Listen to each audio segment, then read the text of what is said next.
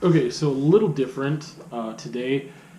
Um, this conversation started from me starting to discuss stuff in a vlog, and then I stopped myself from exploring it because I was like, oh, this would be a good conversation to have, and I can't have it right now.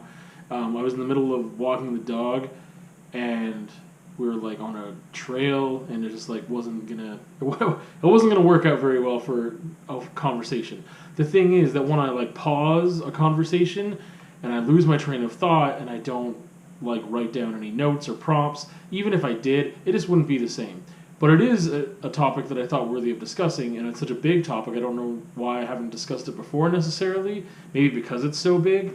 But to narrow it down, I'm speaking on trust in the context of relationships, not necessarily relationships with living things, I guess. Let's put it that way. Relationships with animals, more specifically.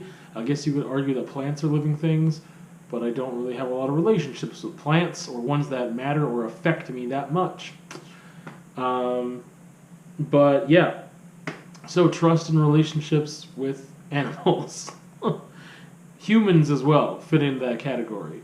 So this kind of, if you didn't see the vlog, this was towards the end of last week's vlog, when I was walking the dog out on a trail off leash, and I don't remember exactly what started it, but I know it had something to do with just walking the dog off leash on this trail, and just um, about how much joy she gives me. And to be clear, too, she's not even my dog. I just spent a lot of time with her. She's my girlfriend's dog, but she's a beautiful pup, and she's just got a wonderful demeanor and just so happy and playful and just full of love and just like I don't know, to a point of a fault where like she's too submissive with other dogs that might not be playing the way she wants to play, like might be too aggressive and she doesn't want to play with them anymore, but she doesn't growl at them even or snap at them or set boundaries. Anyway, so she's just this beautiful beautiful dog, and I was thinking of just like trust. Maybe this needs to be a different title. What is this going to be? Trust.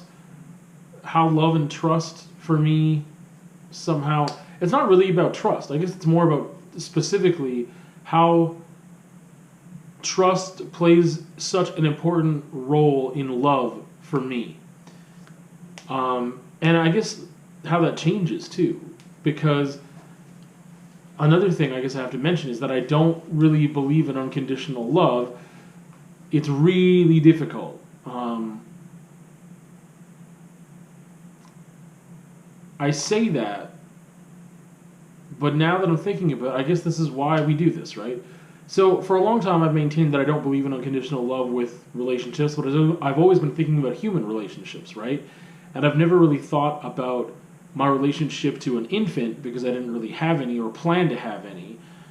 And but I also think that an infant, maybe you can have unconditional love for that infant, but that infant grows to be a child and then an adult and whatever, right?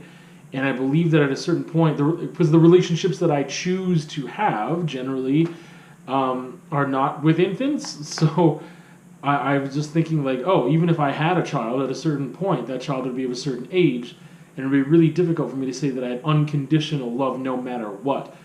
Yet that child would be of an age where they could make choices, and some of the choices they might make may be very malicious and harmful to myself and others, or toxic and just like not cool. And I think that you can lose love just the same way you could with a friendship or with family members, right?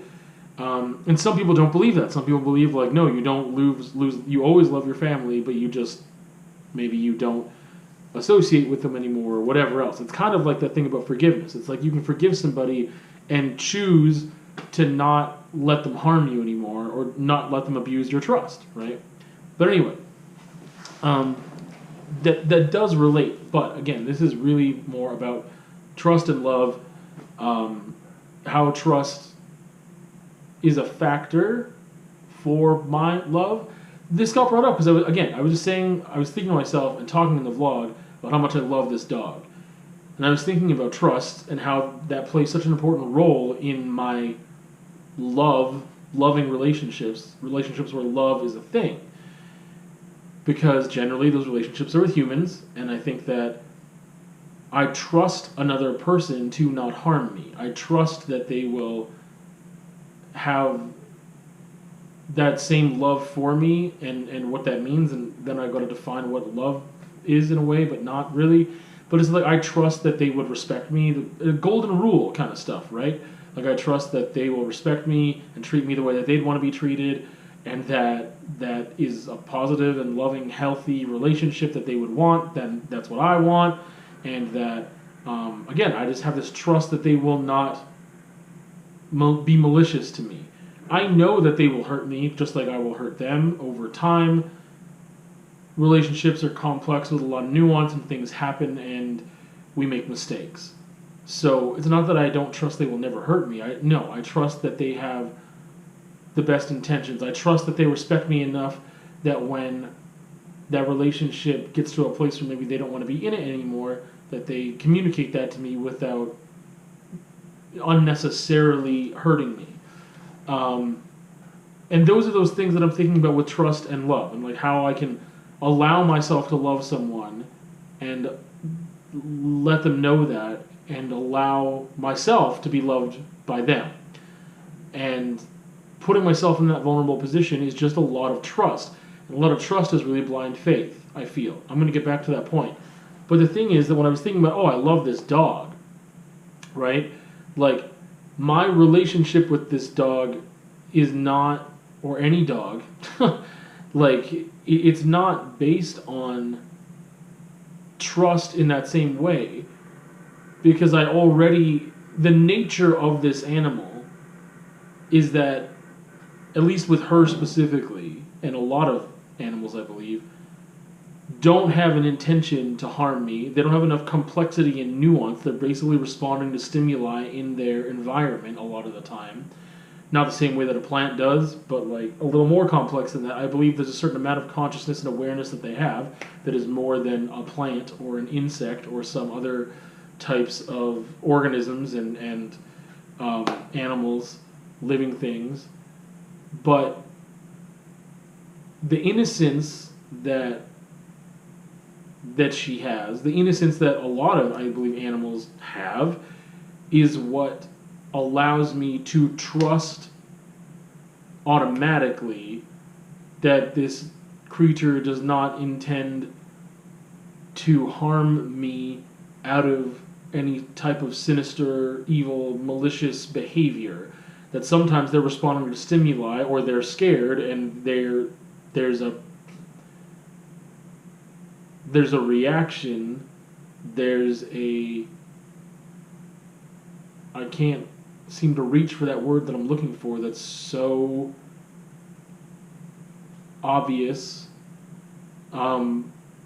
Instinct. There's an instinct that they have, and it overrides a lot of what would possibly be any conscious awareness and thought. Like I said, I think a lot of their nature is reacting to stimuli. And there's a lot of evolutionary traits and other things, whereas I believe the consciousness that humans have is at this other level that we can and are capable generally of slowing down and not just reacting to stimuli. And we've also created a lot of the stimuli that we have, but that we can make conscious effort and like thought and choices that is not simply this thing happened, so automatically my instinct is to do this thing. Like, that we can slow down and make choices. And that we nurture ourselves sometimes too, because it's not just about our nature, right? That we nurture ourselves with patterns of thinking, patterns of behavior and acting that can change our thinking and vice versa. Anyway, so this animal, I just firmly believe and trust that it just has no ill intent towards me, and would never do anything to harm me, but much the opposite. And that makes it very easy to love her. Whereas it is not as easy to love humans, for me, because I have issues with trust. Because I have a general, I think, mistrust. The more vulnerable position I put myself in, the more I am wary to trust the individual that I am giving my love to and allowing to love me back. But within a short amount of time, I can really come to love and bond with an animal like a dog. I don't think I just love a dog like I love dogs. Yes, I do love dogs, but I mean like the second I see a dog at the dog park or someone lets me pet their dog and it's their dog and I don't get to spend a lot of time with them, I don't form a bond, but I automatically want to give and receive affection with this animal because I trust generally in the first few seconds of their behavior. I can trust, again, there's an amount of innocence there, right? And you would translate that innocence to like tiny humans and infants and whatever else, right? But I think that's not as much of a give and take relationship for me with like an infant or a child that is young enough that the innocence is still there. I don't get a lot out of that relationship a lot of times. Whereas I can get a lot out of a relationship with a dog. It's obviously very different than I would get out of a human relationship with friends or a partner or family or whatever, right? But there's just a certain amount of give and take that's different, and they still maintain that innocence. Whereas even a child at a certain point, basically at the point where I believe some of that innocence begins to shed, that's when I can... When I say the innocence begins to shed, I mean that in maturity, there's a certain amount of awareness and there's a certain amount of consciousness where they're understanding the world and themselves more, and human nature develops, and then nurture also develops, and that they might make choices based on selfish wants and desires and needs. And there's a difficulty in trying to navigate that at a young age. And depending on how your nature is and your nurturing is, then you might be able to have a healthy relationship with your own wants and needs and desires that don't impede on other people's rights and doesn't take advantage of other people in a malicious way. But that starts to happen at this age. And I guess at that age where that starts to happen, I can begin to have a small bond with a small human, because some of that give and take might start to happen then. I'm going too far off the rails. I really, bringing this back to the thing about blind faith, leap of faith, just like that. I feel like that's all that really trust is at the end of the day. Like, you have indicators to make you want to trust someone or not trust someone, or to give them a little bit more of yourself and trust them with a little more of you, bit by bit by bit. And over time, their lack of abuse would make you trust more. However, I've mentioned that humans are fallible. Also, my,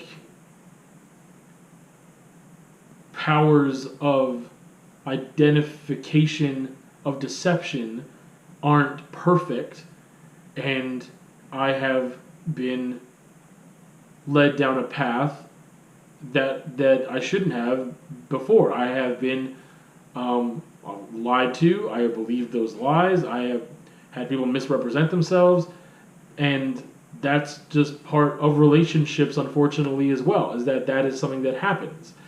And so when giving someone an opportunity to love you, and when you are forming a relationship where you want to love them, or you do love them, and that vulnerability opens up, I just feel like there's a point where, like, I've been here before and I've been fooled before, but I can't go into this with that in the back of my mind. But for me, it always is in the back of my mind. But I have to consciously logic myself out of it and tell myself this, and that this is that it's just a leap of faith. It's just something that you have to just believe in on a daily basis and hope that the payoff continues, and that you aren't being involved in, like, the long con.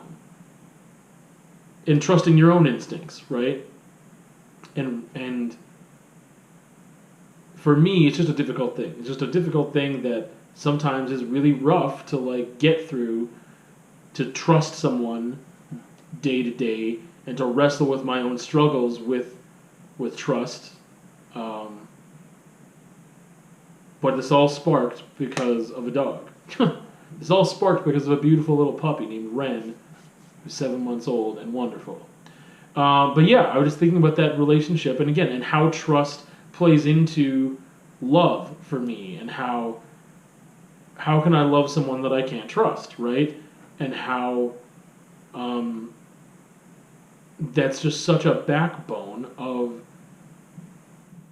even friendships, like friendships, romantic relationships, familial relationships. If you can't trust that person, how can you love them? I know that some people can do that. I feel like I can't.